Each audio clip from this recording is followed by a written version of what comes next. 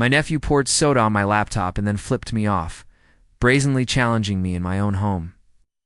When I asked him to apologize, my entire family sided with him. It was Christmas Eve. The house had that comforting cinnamon smell. The tree lights gently twinkled, and for the first time in years, my whole family was together under one roof. But just 10 minutes later, I found myself in my upstairs hallway, staring at my 9-year-old nephew. He was calmly pouring soda onto my running laptop, then flipped me off before walking away as if it meant nothing. "Hey, everyone. My name is Caleb, and I'm 28 years old. I live in a modest apartment in Cincinnati, Ohio. I work remotely as a software engineer for a tech company based in San Francisco. My job allows me to focus on projects I'm passionate about. More importantly, it provides the peaceful environment I've sought for many years. Before living on my own, I lived with my father, Arthur, in a 2-story suburban house. My mother passed away 5 years ago. After that, I chose to stay a bit longer. Not because I couldn't start my own life, but because I realized that when a family experiences loss, sometimes simply being present is the only thing that holds everyone together. The main change began when my older brother, Daniel, returned from Berlin with his wife Clara and their baby Noah after living in Europe for 7 years. At the time, I didn't think much of it. They said it would be temporary, just until they recovered from a failed investment. Initially, everyone was respectful, including me. However, on Christmas Eve 2023, something happened. On the surface, it didn't seem like a big deal, but that night, calm boundaries I'd maintained for years started to crumble. Things became clearer than ever before. There are some lines that once crossed cannot be uncrossed.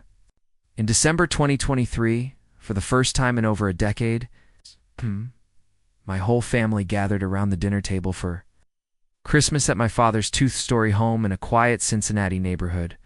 The atmosphere felt both familiar and strangely off. The Christmas tree was beautifully decorated. The warm yellow glow of the floor lamp filled the corner of the room as usual, and the faint scent of cinnamon hung in the air. Yet, inside, it didn't feel like the holidays I remembered. Dinner that night was a full feast. My sister-in-law Clara had helped prepare several dishes, including roast turkey, mashed potatoes, cranberry sauce, and warm dinner rolls. Everyone spoke pleasantly at first, avoiding anything that might cause conflict. Even my father seemed more open than usual, sitting at the head of the table, mostly listening and occasionally refilling glasses. Midway through dinner, my phone vibrated in my pocket. I checked the screen, and the notification immediately told me I couldn't ignore it. A critical system error had just occurred, directly impacting the project I was leading, and I was the only one on our tech team with the necessary access to fix it. I excused myself and went upstairs to my workspace, a small, organized room at the end of the second-floor hallway, designed for me to work anytime. I logged in and began diagnostics. But after a few minutes, I realized I'd left my authentication device in the car. I quickly headed downstairs, through the corridor, and into the garage.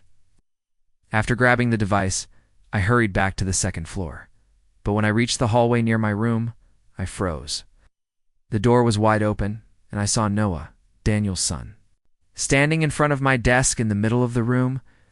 What stopped me cold was the open can of soda he was holding, still fizzing at the top.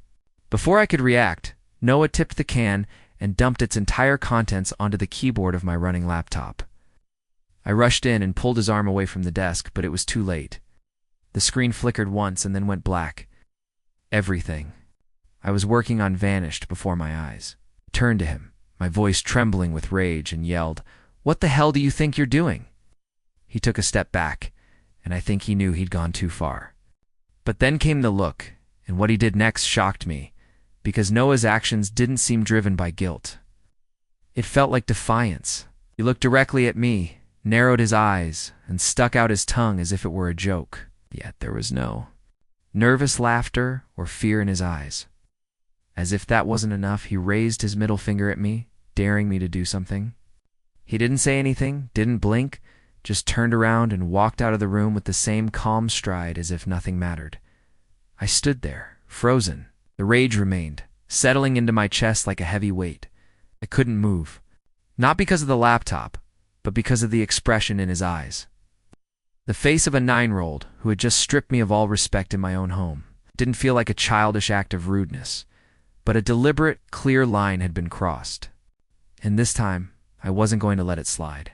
In a matter of seconds, I'd lost all my work on the Dell XPS and was faced with my nephew's blatant defiance. No apology, no fear, just a cold, mocking demeanor that made it impossible to dismiss this as a mere mistake. Since Noah moved back, in with his parents, I'd often told him my workspace wasn't a play area. I'd explained that the space should be respected, but my words never seemed to stick. Clara usually just smiled and gently said, "Don't be so serious, Uncle Caleb. He's always been high energy." I used to stay silent after her excuses, but this time I couldn't back down. Keeping my face composed, I walked straight down to the dining room. Without waiting for anyone to ask, I loudly called Noah's name, causing everyone at the table to stop talking. As soon as he heard me, the kid turned his head and ran to Clara, completely hiding behind her. I stepped forward, maintaining a steady but firm tone, and told him, "You need to apologize for what you just did." Noah, still behind his mother, responded quickly and unwavering. "I didn't do anything wrong." I paused, not because of his words, but because he said them so quietly and firmly, as if nothing had happened, genuinely believing he didn't need to take responsibility for his actions. After speaking, he lowered his head and remained still. That brief exchange didn't need to go any further. A bit later, I turned to Daniel and Clara and told them exactly what had happened, from start to finish. I didn't raise my voice. I didn't exaggerate. I simply presented the facts as I'd witnessed them. Clara stared at me with confusion and a slight frown when I finished. Then she responded with a forceful, unyielding voice. "You're saying Noah did that? I don't believe it." Daniel remained silent.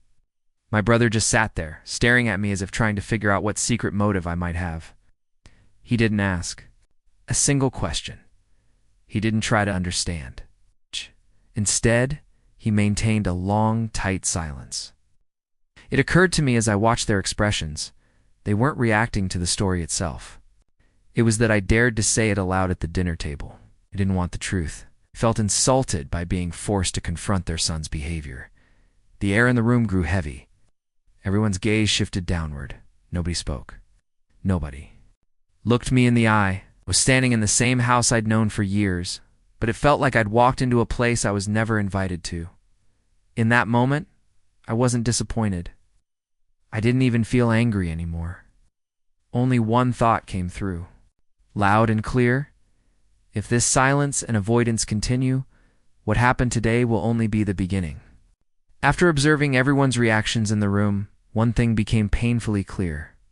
They didn't believe me.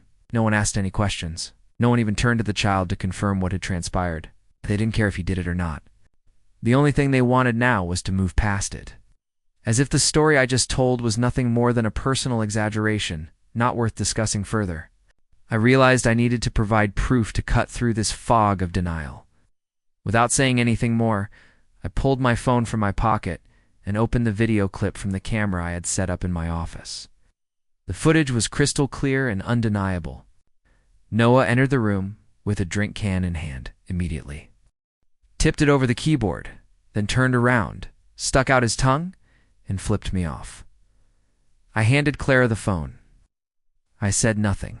She glanced at the screen for a moment, her face flashing with distress. But after a few seconds, her voice became smooth and light, as if she were commenting on something trivial. "He probably picked that up somewhere. It was just an accident." That response hit me like someone sucked the oxygen right out of my lungs. I looked at Daniel, expecting something different, but he leaned back in his chair, folded his arms, and slowly added, "Don't make a big deal out of this. You're an adult. You're on stoop to a kid's level." My fury didn't grow with each word he said. It drained away. What emerged instead was a bleak, numbing emptiness. They'd seen it all. They had every fact right in front of them. They continued to support the child, not because they didn't understand, but because they refused to confront the fact. Their son did it.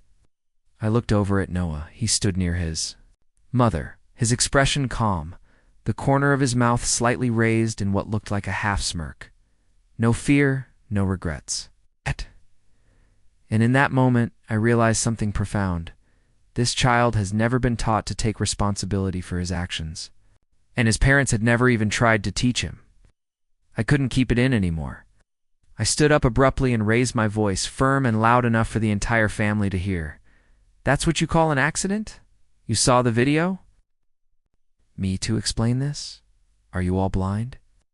The dining area fell utterly silent after I finished speaking. Clara shifted away, lips pressed tightly, her fingers gripping Noah's shoulder, as if to pull him closer. Daniel raised his eyes to meet mine, and this time his expression was clear. It had become a silent confrontation. He didn't say anything. But I could feel it. We both knew what was happening now. The atmosphere in the room had changed.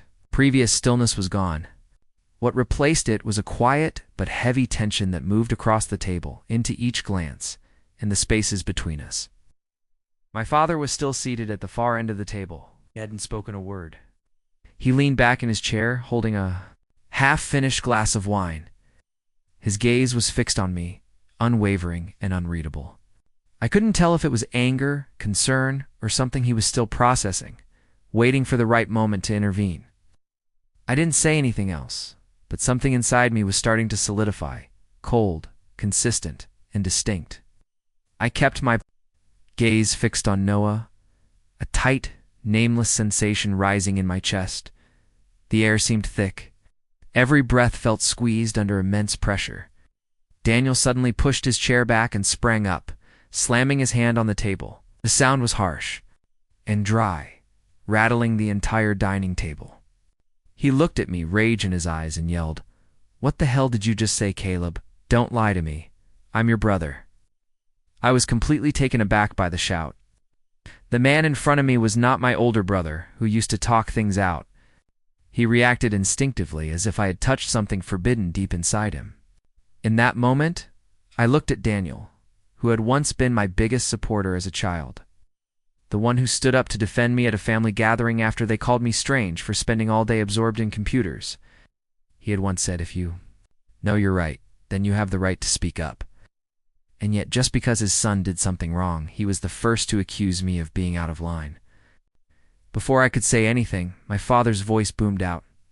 It wasn't loud, but clear. Every word was impossible to ignore.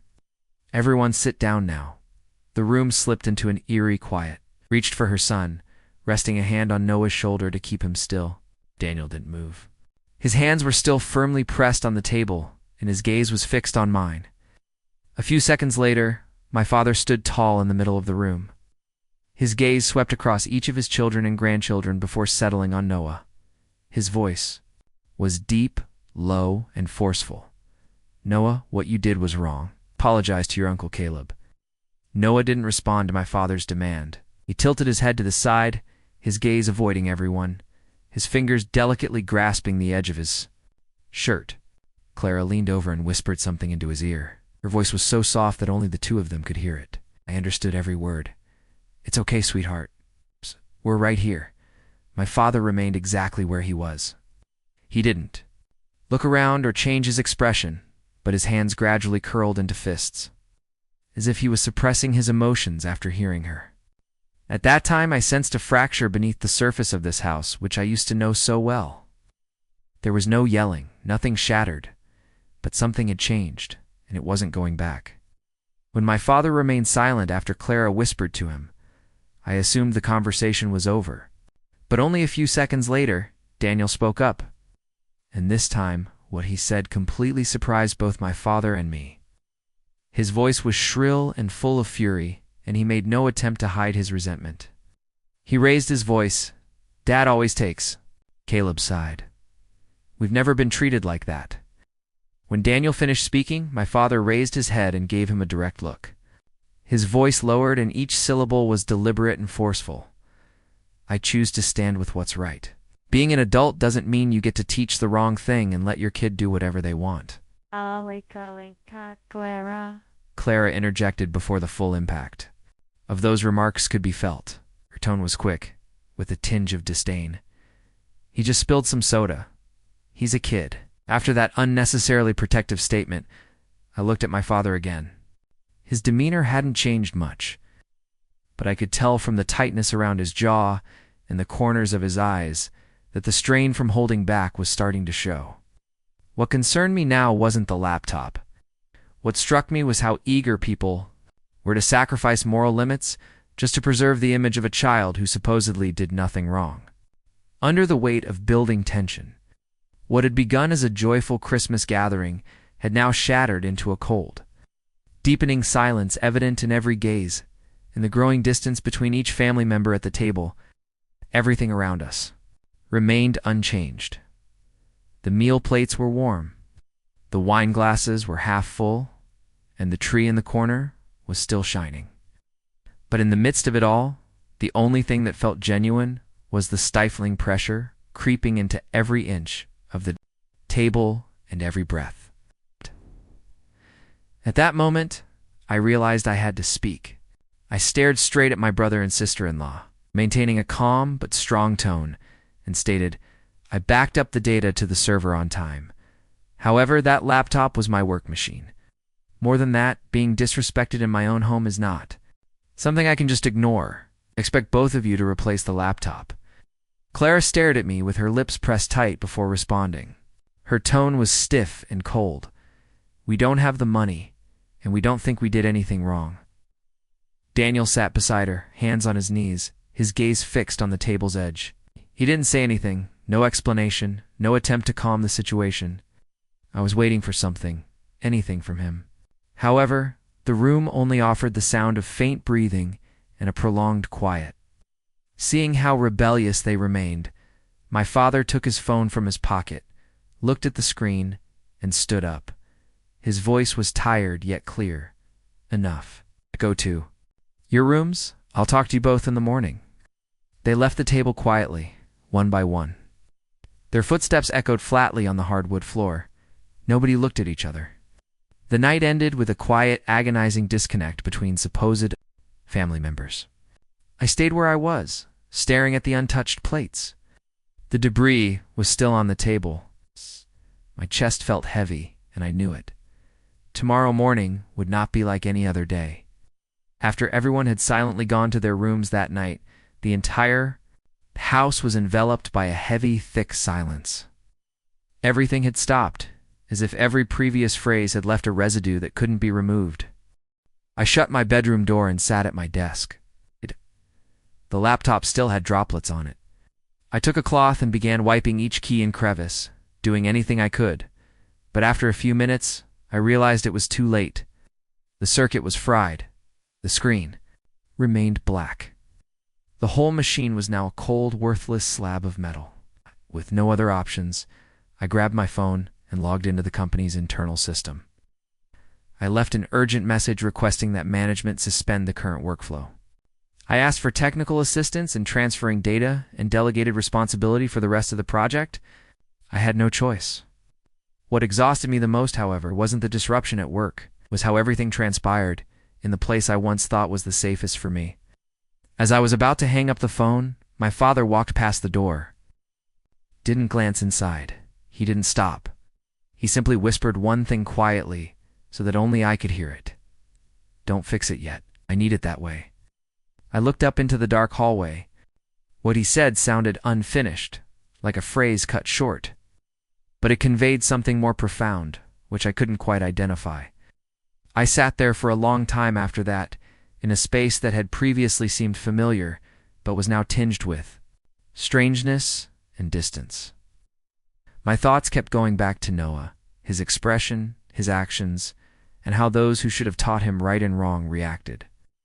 I remembered the stories Daniel used to tell about the years they struggled in Berlin, the failed investments, the losses, and how they had to work hard to get Noah through school, like any other child.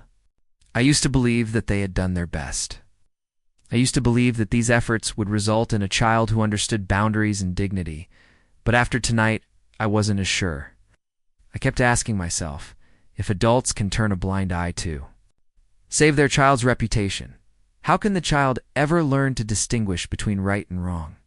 If a youngster damages someone and no one calls them out, if no one helps them understand the repercussions, how will they ever learn to respect boundaries? And if the parents refuse to confront the truth, how will the youngster ever learn honesty? I kept all of those questions to myself, not because I didn't want answers, but because the more I thought about it, the more I realized what was going on and how it had already gone beyond reasoning. Only one feeling remained, that on this Christmas night, something had broken between those who had previously seemed inseparable. And that breach was deep enough that I knew it would not heal with time or kind words exchanged around the holiday table. After everything that transpired, I realized that what truly breaks a family isn't a big dramatic event. It's the quiet way people remain silent in the face of wrongdoing again and again. The following morning, I woke up early. Outside, the sky was still drab and dreary, and the winter chill seemed to have settled deep into my chest. What kept me awake wasn't the weather. It was the lingering weight of the night before. I walked downstairs silently. No one said anything to anyone. It felt as if we had woken from an incomplete dream, yet no one dared to speak about it. We hadn't even had breakfast when my father invited everyone into the living room. But nobody protested.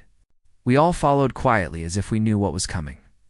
After everyone had taken their seats, Noah sat holding his mother's phone, engrossed in a game. It was the latest iPhone 14 Pro Max. He sat with one leg stretched over the chair, completely detached from the tension in the room. My father glanced at him. His eyes weren't harsh or furious. They were steady and held long enough for the entire room to pause. Then he stood upright, hands folded in front of him, and spoke in a deep, forceful tone. After thinking it over, "Last night, do you two believe your son did anything wrong?" No one responded. Daniel stared at the floor. Clara pinched her lips together, her gaze unreadable, perhaps avoiding or doubtful. Noah continued playing as if the question had nothing to do with him. I didn't say anything. I just observed every gaze and movement, and inwardly, I already knew the answer. They didn't believe he was wrong, and even if they did, it wasn't enough for them to admit it. As the stillness lingered, as if the entire room was waiting for someone to speak instead of reason, my father, a schoolteacher for 30 years, slowly stood up. He took calm, methodical steps toward Noah. His eyes no longer radiated the joy of a grandpa, proudly showing off his grandson to friends during their weekly video calls. My father had been calling Noah weekly since his birth. Regardless of the distance, he never missed a memorable occasion. I'd often sit next to him and watch the two of them laugh and talk on a small screen. If Noah had been raised closer to home, love could have been the glue that held our family together.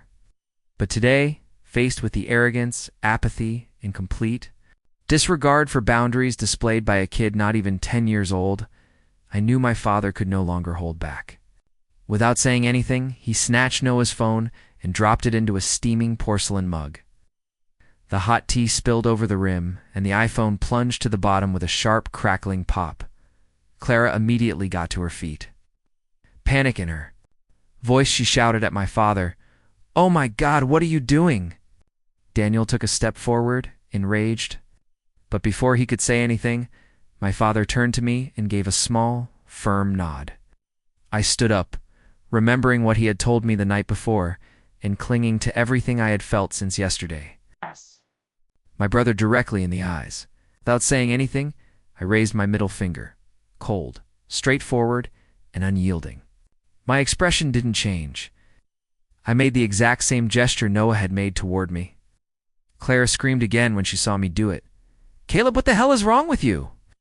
Daniel stood frozen, his expression hardened. He didn't take a step back, but he didn't move forward either. He just stood there, eyes unfocused, caught between shock and silence. Noah sank into the seat, eyes wide and lips pressed tight. He didn't smirk. He didn't respond. For the first time, his eyes showed signs of bewilderment. My father took a stride toward the center of the room just then. With a harsh expression, he stared directly at his son and daughter-in-law and remarked softly and sharply, "How does that feel?" That feeling was exactly what Caleb had to carry last night.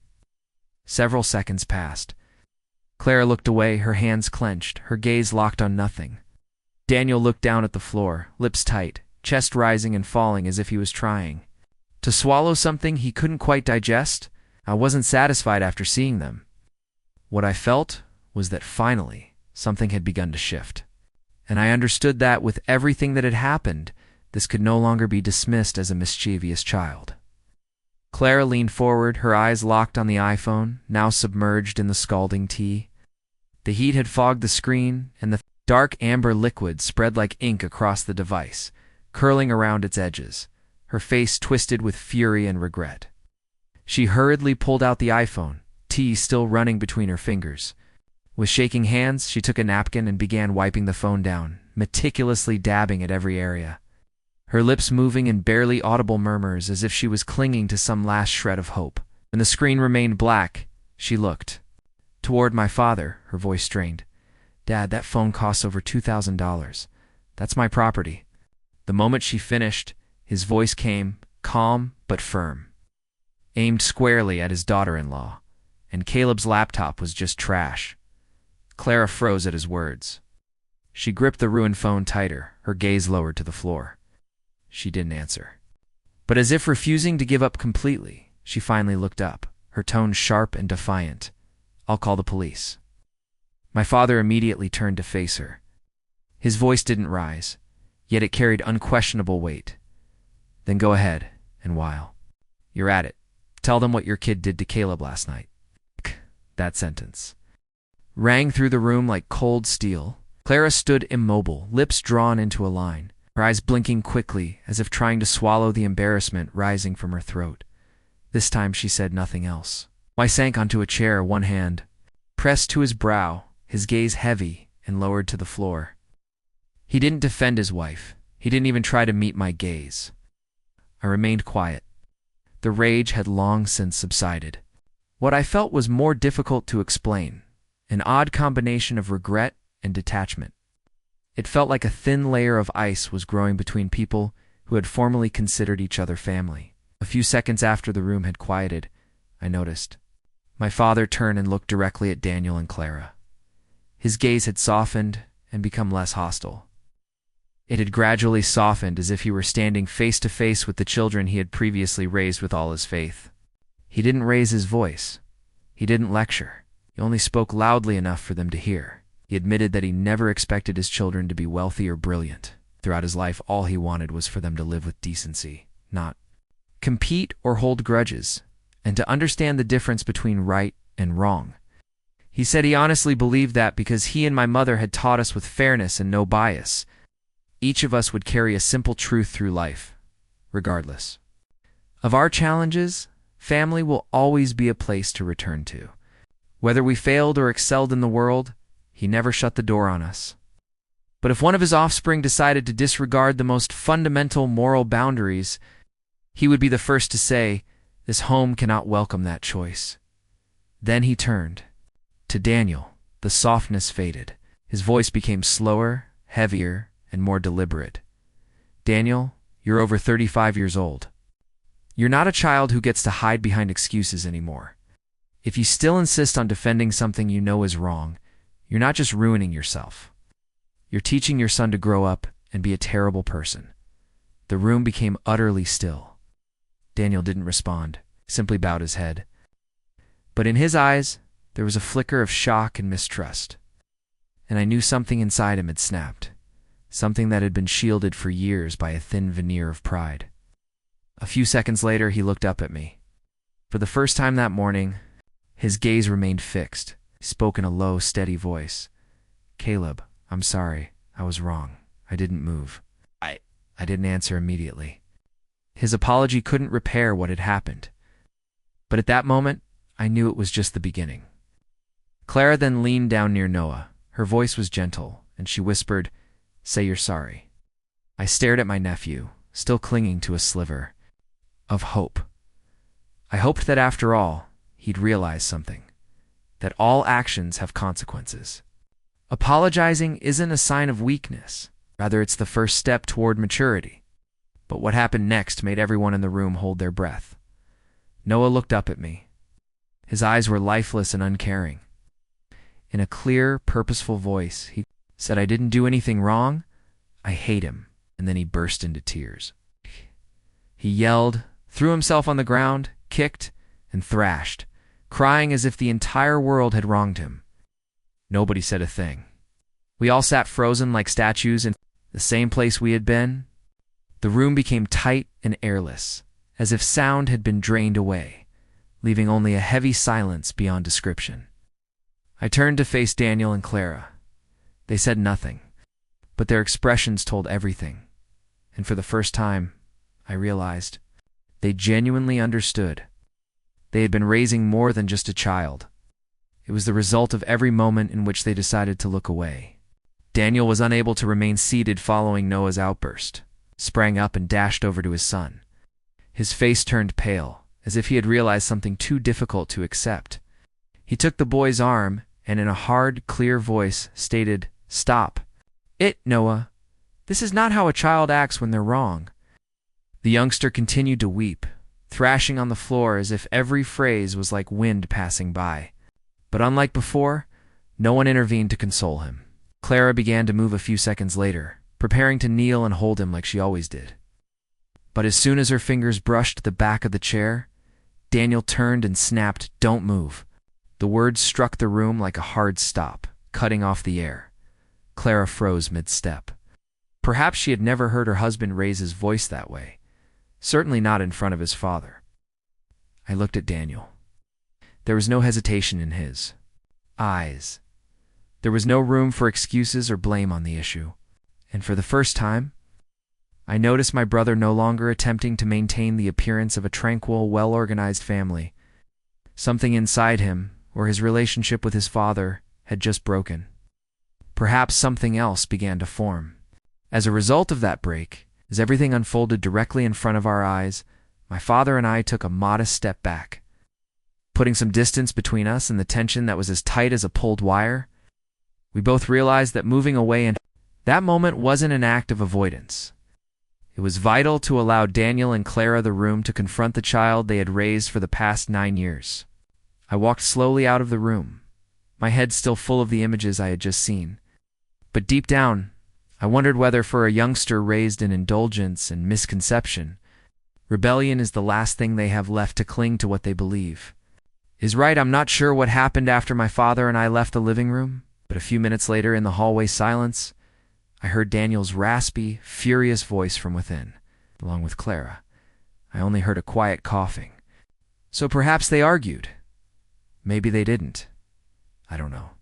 But I was happy that they had finally begun to speak what should have been spoken long ago. It was exactly what they were about to do next. A difficult decision that revealed to me that they were truly at a loss with the child they had created. That night, dinner was followed by a long, heavy quiet. Noah remained in his room and never came out to join us at the table. Nobody called for him. Nobody tried to force him. On the table, the roast grew cold. The faint scent of smoke lingered from the fireplace, but it couldn't remove the coolness between us, each buried in thought. The supper felt like a pause after a storm, when everyone realizes the most important thing has yet to be said. Daniel looked up just as my father had, laid down his drink. He looked at Dad first, then at me, and spoke in a tone I hadn't heard from him in a long time, steady and honest. "I think it's time to take him somewhere that can help him start over. I can't let this go on anymore." He hesitated, briefly, and added, "I've already failed at my career, but with Noah, I can't afford to fail again." At those words, my father's spoon froze in midair. He looked up, not to reprimand or inquire. He only said one short, solid sentence. "He needs to be taught from the beginning. Camp, consequence. Caleb, contact them for me." Daniel nodded without hesitation. Clara said nothing. She sat quietly, hands clenched beneath the table, her gaze fixated on the floor. There were no tears, but I could tell something inside her was shattered. The following morning, I completed the paperwork and submitted the confirmation email to the camp. They responded promptly, preparing to take Noah in by the weekend. And then, on a dismal Saturday morning, Daniel and I loaded Noah into the car. Clara walked him out to the porch. The door broke open behind her as she stood there, not stepping down or turning away. Her gaze followed Noah as if she wanted to hold on to him. Finally, She placed a palm on her chest and offered a faint nod. Nobody spoke during the drive. Noah remained still, peering out the window. However, when he saw the camp consequence guard post, he broke down, began shouting for his mother, then turned to me, his eyes pleading, enraged and desperate. Daniel didn't move. He didn't look at his son. I didn't look away. He gripped the steering wheel so tightly that his knuckles became white. When we opened the car door, my father was already there. Didn't say anything. He stared at Noah, crying and struggling, then turned to me, sending a quiet signal with his eyes. At that moment, he was no longer a gentle grandfather. He was a man who had spent almost 30 years with chalk in hand, and he recognized that certain children may only learn what it means to be human when they are placed in an environment where softness is no longer an option. As I saw the gate close behind Noah, I felt no relief. I only felt a space opening up inside my chest. I'm not sure what lies ahead, but one thing is certain. Nobody in this house will live the same way again after today. Noah spent a month at the training camp, and the mood in our home gradually changed. The initial tension dissipated, giving way to a quiet, serene, slow, but essential atmosphere. We all knew deep down that all of us were concerned about the boy. Nobody stated it out loud, but it was evident. None of us wanted this to happen, but we all knew it was the right thing to do. Around the same time, my father secretly bought a new phone for Clara and ordered a replacement for my PC. He said nothing beforehand. He just left the 2 boxes on the table, each with a short note displaying our names. When we saw them, Clara and I declined, not out of anger, but because unspoken feelings lingered in our hearts. However, my father shook his head and remarked calmly, "As long as you've learned the lesson, that's all that matters. I'm not short on money." Daniel, Clara, and I glanced at each other and laughed together. It's not because what he said was humorous, but because it was so true, so straightforward, and so obvious that there was no room for debate. Nonetheless, it prompted us to think for ourselves. After everything that had happened, I understood that every one of us had finally learned the lesson my father had been silently teaching us for years.